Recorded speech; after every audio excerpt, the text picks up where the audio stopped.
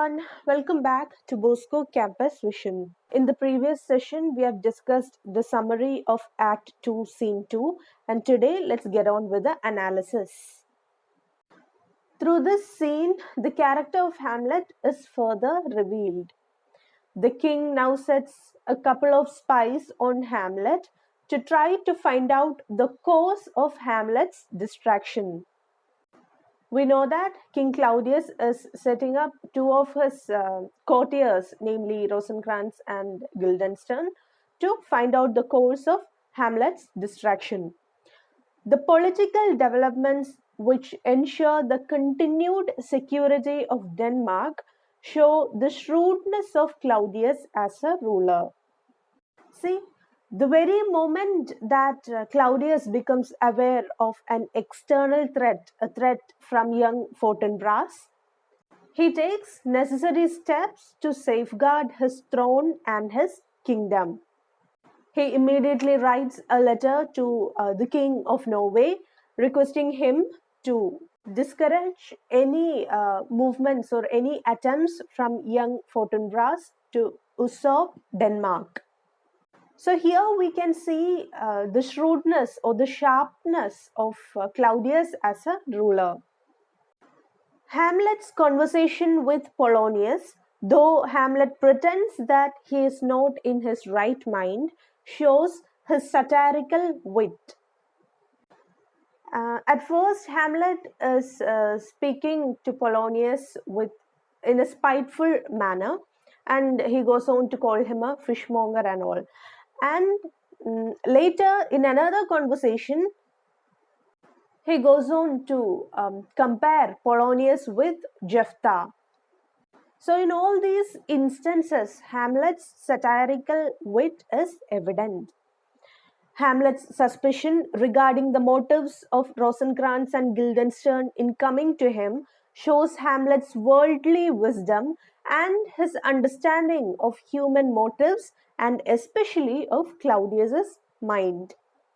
So when Hamlet is seeing Rosencrantz and Guildenstern after a very long time, his own childhood friends, he is being suspicious at that very instant itself.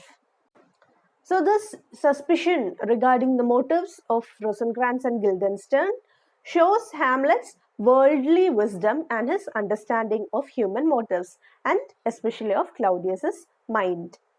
He is guessing that Claudius must have sent Rosencrantz and Guildenstern to him to understand what is really going on in his mind. Rosencrantz and Guildenstern being his childhood friends, there is a great chance that Hamlet would open up with them. So Hamlet, being conscious of this, proves that he understands Claudius's intentions. Hamlet's philosophical and poetic nature is seen in the manner in which he describes the world as he used to see it before he was seized by a fit of melancholy. He speaks of the earth as this goodly frame, of the air as this most excellent canopy, and of the sky as this brave overhanging firmament, this majestical roof fretted with golden fire. So all these descriptions show that Hamlet used to enjoy the beauty of nature, but now he cannot find pleasure in nature because now he is melancholic, he is sorrowful. In his present mood, however, these wonders of the world look foul and repulsive to him.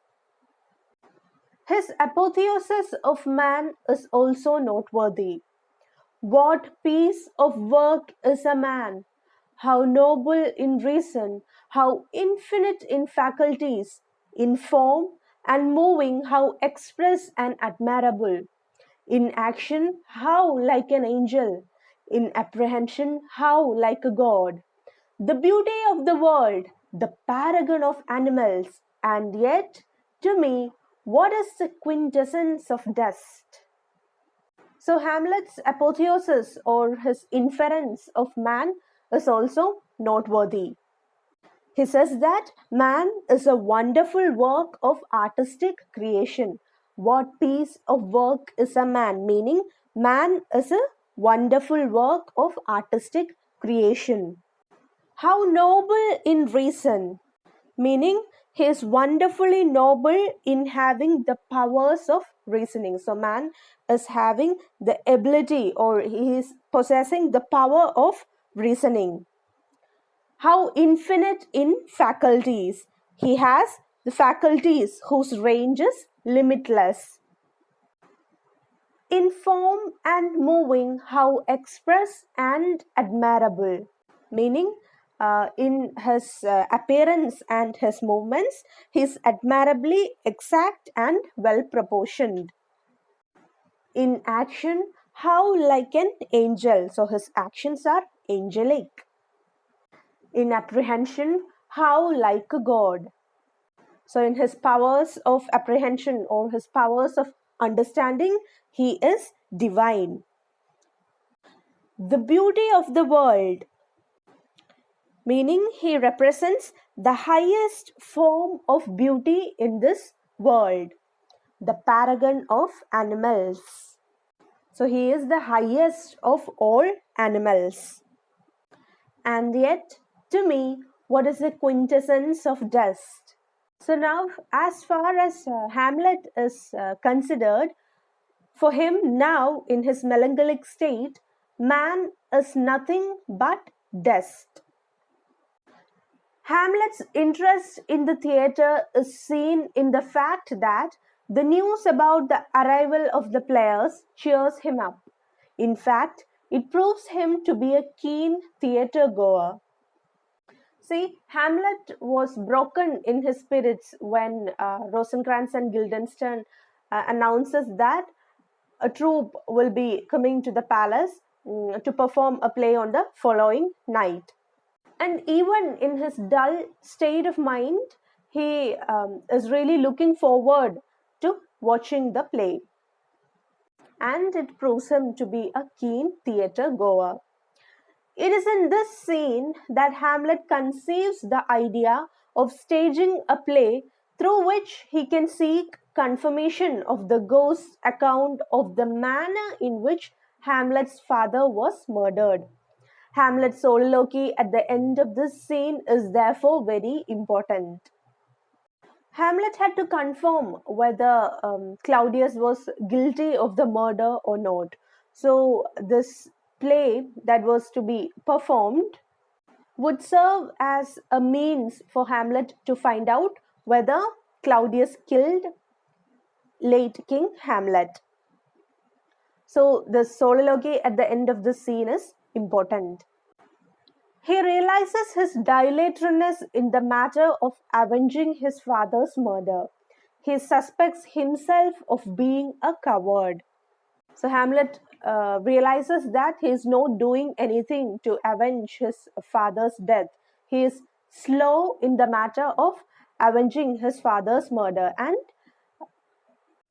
he accuses himself of being a coward. He condemns Claudius in very strong terms, and he consoles himself with the thought that he will, through the play that he is going to arrange, catch the conscience of the king.